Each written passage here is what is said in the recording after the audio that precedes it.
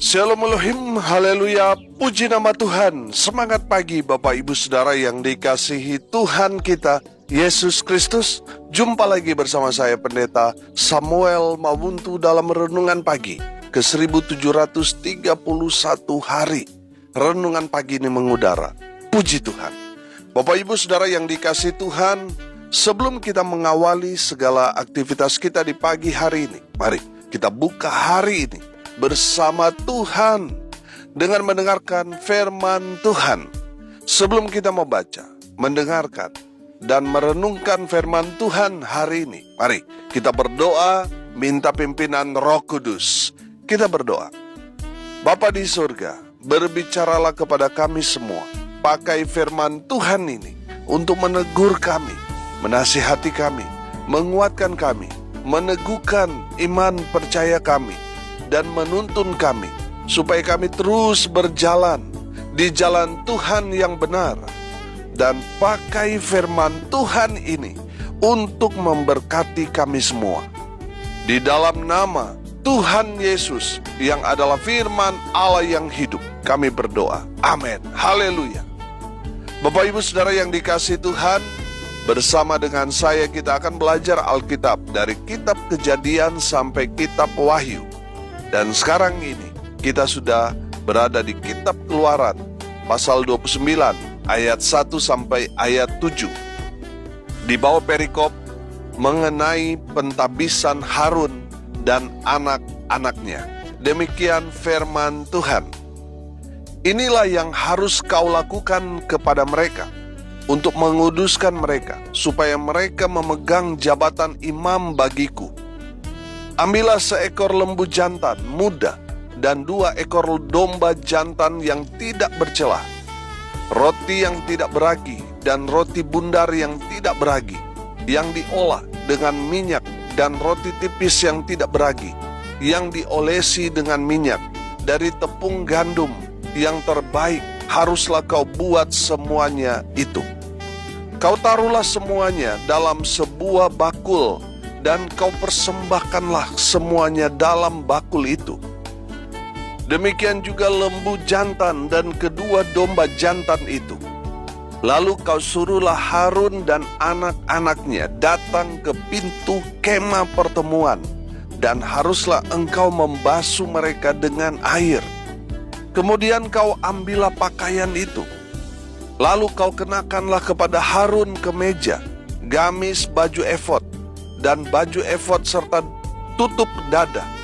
Kau kebatkanlah sabuk baju efod kepadanya. Kau taruhlah serban di kepalanya, dan jamang yang kudus kau bubuh pada serban itu. Sesudah itu kau ambillah minyak urapan, dan kau tuang ke atas kepalanya, dan kau urapilah dia. Amin. Haleluya. Bapak Ibu Saudara yang dikasihi Tuhan, konteks kebenaran firman Tuhan ini, Musa mendapat firman dari Tuhan untuk Musa kerjakan, lakukan kepada Harun dan anak-anaknya yang dikhususkan Tuhan untuk melayani Tuhan di bait suci. Saudara yang dikasihi Tuhan, dari kebenaran firman Tuhan ini, saya menangkap pesan yang luar biasa. Harun adalah seorang imam. Anak cucunya sampai sekarang sudah ditakdirkan menjadi imam di bait suci. Haleluya. Bapak Ibu Saudara yang dikasihi Tuhan, seorang imam atau seorang hamba Tuhan dalam konteks sekarang ini haruslah yang pertama, perhatikan, harus hidup dalam kekudusan. Perhatikan ayat 1. Ayat 1 mengatakan, inilah yang harus kau lakukan kepada mereka untuk menguduskan mereka. Haleluya. Bapak Ibu Saudara yang dikasihi Tuhan, saya menangkap pesan seorang hamba Tuhan harus hidup dalam kekudusan. Amin. Saudara yang sudah merespon panggilan Tuhan dan saudara sudah melayani Tuhan, baik itu majelis, baik itu pelayan altar, atau saudara mungkin seorang penginjil, seorang hamba Tuhan full time sebagai pendeta, atau saudara yang baru terpanggil untuk melayani Tuhan. Saudara harus hidup dalam kekudusan. Amin. Jangan cemari hidup saudara. Jangan bermuka dua. Jangan hidup dalam kemunafikan. Di tengah jemaat, saudara sepertinya orang kudus, tetapi di belakang itu saudara kudis karena hidup juga kompromi dengan dosa. Saudara yang dikasihi Tuhan, seorang imam, seorang hamba Tuhan, seorang yang mau melayani Tuhan, dia harus hidup dalam kekudusan. Dia harus hidup suci. Amin. Sehingga dia terus berkenan di hadapan Tuhan karena kehidupannya yang kudus. Dia menjaga kesucian hidupnya. Haleluya. Bapak Ibu Saudara yang dikasihi Tuhan, di dalam surat Timotius di sana dibicarakan syarat-syarat menjadi penilik, menjadi diaken.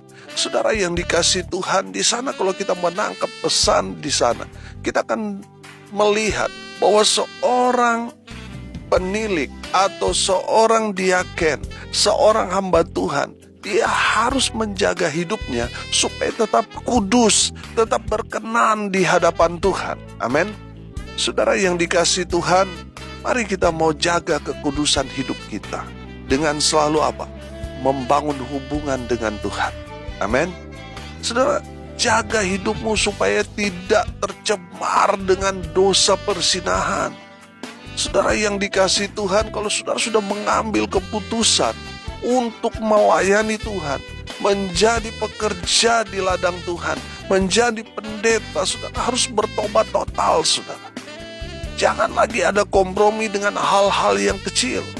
Saudara harus hidup dalam kekudusan. Amin. Saudara harus menjauhi semua yang mencemari hidup saudara. Saudara harus menjauhi rokok, minum alkohol, narkoba, selingkuh, menjadi pelakor, jadi pebinor. Saudara harus tinggalkan semuanya itu dan hidup kudus di hadapan Tuhan. Mungkin saudara berkata, Pak Pendeta, saya rindu mau jadi hamba Tuhan, tetapi Pak Pendeta tahu hidup saya penuh dengan dosa. Saudara pernah melihat di dalam cerita Alkitab bagaimana Tuhan Yesus diperhadapkan dengan perempuan yang ketangkap tangan sedang melakukan dosa zina. Dia ketangkap tangan sedang berhubungan dengan suami orang lain, saudara. Lagi selingkuh atau lagi menjajakan dirinya jadi pelacur, lalu dibawa kepada Tuhan Yesus. Harapan dari orang-orang yang membawanya, orang-orang ahli Taurat, orang-orang Farisi, supaya perempuan ini dihakimi menurut hukum Musa. Orang yang kedapatan berbuat zina, dia harus dirajam di luar pintu gerbang, dia harus dilempar sampai mati. Saudara yang dikasihi Tuhan, Tuhan Yesus berkata kepada orang-orang yang mau menghakimi dia, barang siapa yang merasa dirinya tidak berdosa, biarlah dia yang pertama kali melempar perempuan ini. Saudara, perhatikan yang membawa dia siapa? Orang Farisi, ahli Taurat, tokoh-tokoh agama. Di saat Tuhan Yesus berkata, siapa yang merasa diri tidak berdosa, dia yang pertama kali lempar perempuan ini. Dan satu persatu meninggalkan Yesus dengan perempuan ini. Dan Tuhan Yesus bertanya, mana orang yang membawa kamu, yang menghakimi kamu, supaya kamu mati, dirajam? Dia berkata, tidak ada Tuhan. Saudara dengar, Tuhan Yesus mengampuni perempuan itu. Dan apa? Tuhan Yesus katakan, pulanglah dan jangan berbuat dosa lagi. Amin. Saudara tahu perempuan itulah yang mendampingi pelayanan Tuhan Yesus sampai Tuhan Yesus mati di atas kayu salib. Haleluya. Jadi kalau saudara merasa, aduh Pak Pendeta, kehidupan saya kotor sekali, aduh saya jahat, saya pendosa Pak Pendeta dan sebagainya. Saudara, kalau saudara datang kepada Tuhan, minta ampun kepada Tuhan Yesus, pada saat itu juga Tuhan mengampuni saudara. Setelah Tuhan ampuni dosa saudara, jangan berbuat dosa lagi. Amin. Jangan berbuat dosa lagi. Kalau saudara sudah terjun dalam dunia pelayanan, jangan berbuat dosa lagi. Amin. Karena saudara sudah dikuduskan. Haleluya. Bapak Ibu Saudara yang dikasihi Tuhan, sebagai seorang imam, seorang hamba Tuhan yang sudah melayani Tuhan, saudara harus menjaga hidup saudara supaya tetap kudus di hadapan Tuhan. Haleluya. Yang kedua saudara, seorang imam, saudara perhatikan ayat 2 sampai ayat 6. Seorang imam, dia harus bisa menjalankan ritual ibadah itu. Dalam konteks pada saat itu kan, ibadah itu seperti ritual. Nah, saudara yang dikasihi Tuhan, dengar ini baik-baik. Seorang yang terjun dalam dunia pelayanan, saudara menjadi majelis, menjadi hamba Tuhan, menjadi pendeta, saudara harus bisa menjalankan pelayanan saudara yang dipercayakan Tuhan. Jadi kita seringkali diminta sewaktu-waktu tiba-tiba saudara ditunjuk khotbah, saudara harus siap. Amin. Di saat saudara ditunjuk untuk main musik, pemimpin ibadah, doa, syafaat, doa, persembahan, doa makan, saudara harus siap. Amin. Jangan sampai saudara-saudara ditunjuk padahal saudara hamba Tuhan. Ditunjuk khotbah, tiba-tiba saudara-saudara, oh saya belum siap. Saudara, siap atau tidak siap, kita harus siap. Amin. Kita harus bisa menjalankan pelayanan itu, ibadah itu, supaya rangkaian ibadah itu berjalan dengan lancar, dengan baik.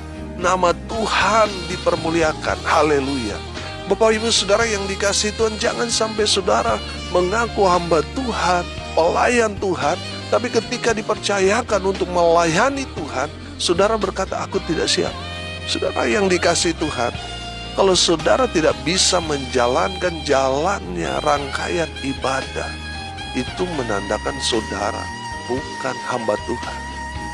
Saudara yang dikasihi Tuhan, seorang imam, ya kalau kita melihat dalam konteks pada saat itu saudara, di zaman Musa, waduh ribet sekali ritualnya saudara. Memang betul-betul detail. Tapi seorang imam harus bisa melakukan semuanya itu, menjalankan semua apa yang sudah menjadi pakemnya. Amin.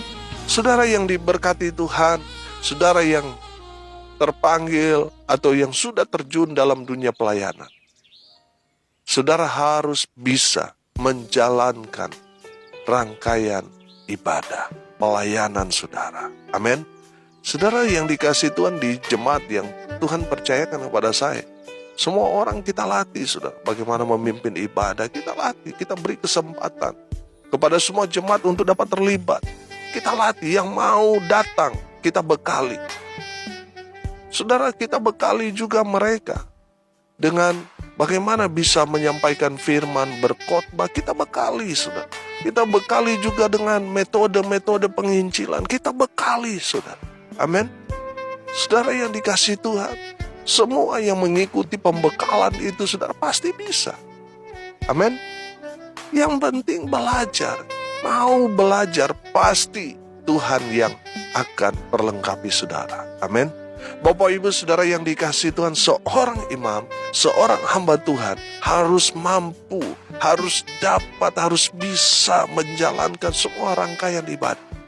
Mau disuruh apa, dia siap. Amin.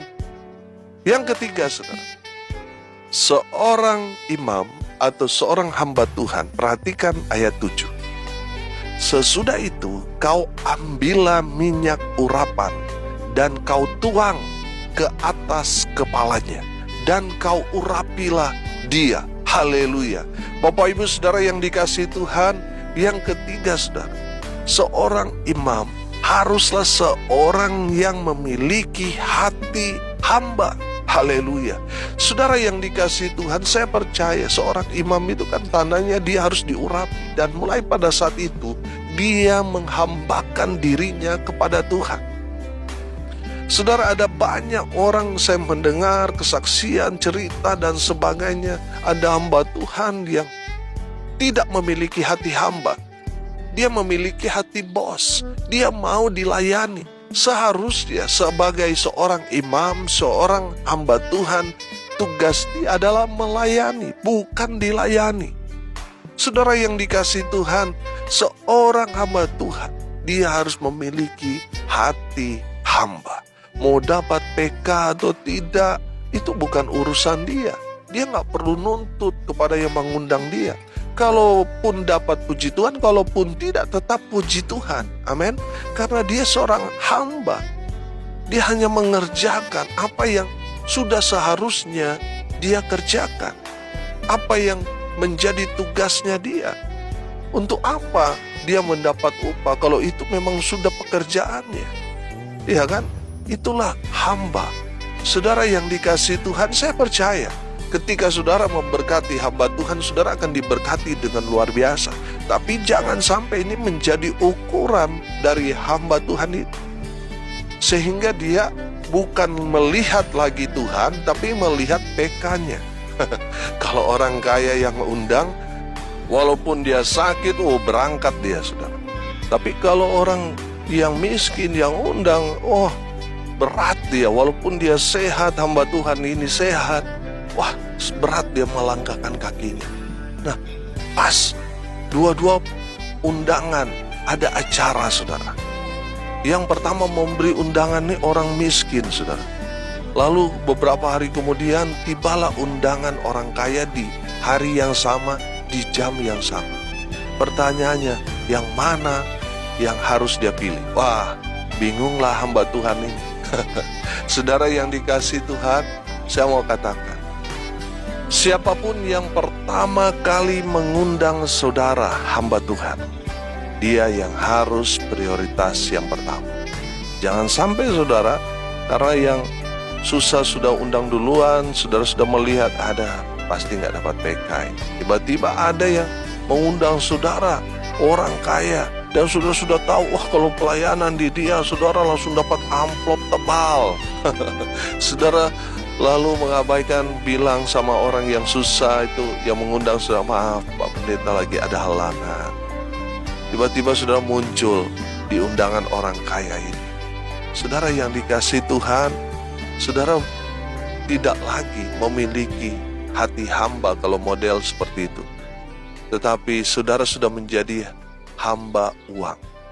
Saudara yang dikasihi Tuhan, dengar ini baik-baik. Siapapun yang pertama kali mengundang kita, kalau orang kaya itu yang mengundang pertama kita, ya kita harus melayani dia pertama kali.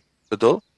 Nah, kalau orang yang susah yang pertama kali mengundang saudara, ya saudara harus fair juga. Saudara harus datang pertama kali ke dia. Amin. Bapak Ibu saudara yang dikasihi Tuhan, seorang imam haruslah seorang yang memiliki hati hamba. Saudara hati-hati, banyak sekarang juga hamba Tuhan yang sudah memiliki hati Lucifer, sudah pingin disembah. Saudara yang dikasihi Tuhan, saya mau katakan seperti ini.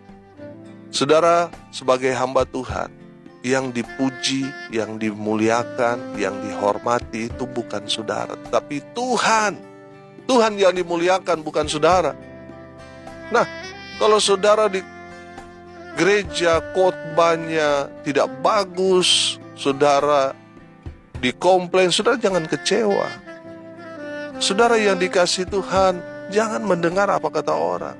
Kerjakan, lakukan apa yang sudah Tuhan firmankan kepada saudara. Kerjakan tugas saudara. Jangan mendengar apa kata orang itu yang melemahkan saudara. Lakukan terus dengan setia. Amin. Saudara yang dikasihi Tuhan, kita harus memiliki hati hamba. Jangan mau dipuji, saudara. Kalau dipuji, udah mau terbang, saudara. Jangan. Hati-hati, pujian itu juga sebenarnya itu membahayakan saudara kalau saudara nggak siap. Tidak mempersiapkan diri, saudara bisa jatuh. Saudara yang dikasihi Tuhan, mari kita mau jadi hamba yang baik. Biarlah yang dipermuliakan itu Tuhan, bukan kita. Amin. Seorang imam haruslah seorang yang memiliki hati hamba. Haleluya. Hari ini kita belajar, seorang imam, seorang hamba Tuhan, seorang pendeta, seorang majelis, seorang pelayan altar, gembala, komsel, kloter, dan sebagainya. Dia harus menjaga hidupnya supaya tetap kudus di hadapan Tuhan. Yang kedua, saudara, seorang imam, seorang hamba Tuhan harus bisa menjalankan semua rangkaian ibadah. Semua pelayanan dia harus bisa atasi. Yang ketiga, saudara, seorang imam, seorang hamba Tuhan, dia harus memiliki hati hamba. Biarlah firman Tuhan ini jadi berkat buat kita semua. Haleluya, amin. Mari kita berdoa. Terima kasih Bapa di surga atas kebenaran firman yang sangat memberkati kami. Berkati semua pendengar dimanapun mereka berada. Tuhan memberkati hidup mereka. Tuhan memberkati rumah tangga mereka. Tuhan memberkati usaha pekerjaan pelayanan mereka. Yang sakit Tuhan sembuhkan. Yang lemah Tuhan kuatkan. Tuhan menghibur mereka yang saat ini sedang berduka cita. Tuhan memberikan penghiburan sejati. Tuhan berkati mereka yang hari ini berulang tahun. Tuhan memberi umur panjang, kesehatan, kekuatan dari Tuhan Yesus menyertai hidup mereka selalu. Hamba berdoa biarlah berkat surga turun memenuhi semua pendengar. Bapak Ibu Saudara yang dikasihi Tuhan, arahkanlah hatimu dan terimalah berkat dari Tuhan Yesus. Tuhan memberkati engkau dan melindungi engkau. Tuhan menyinari engkau dengan wajah-Nya dan memberi engkau kasih karunia. Tuhan menghadapkan wajah-Nya kepadamu dan memberi engkau damai sejahtera. Di dalam nama Tuhan Yesus, sumber segala berkat. Bapak Ibu Saudara yang percaya diberkati Tuhan, katakan amin. Puji Tuhan. Bapak Ibu Saudara yang dikasihi Tuhan, kalau saudara merasa diberkati melalui renungan pagi ini, bagikan juga kepada saudara-saudara yang lain supaya mereka juga diberkati. Karena untuk itulah kita dipanggil untuk jadi berkat. Salam kasih dari Bali, saya Pendeta Samuel Mabuntu. Sampai jumpa besok pagi. Tuhan Yesus memberkati kita semua. Haleluya.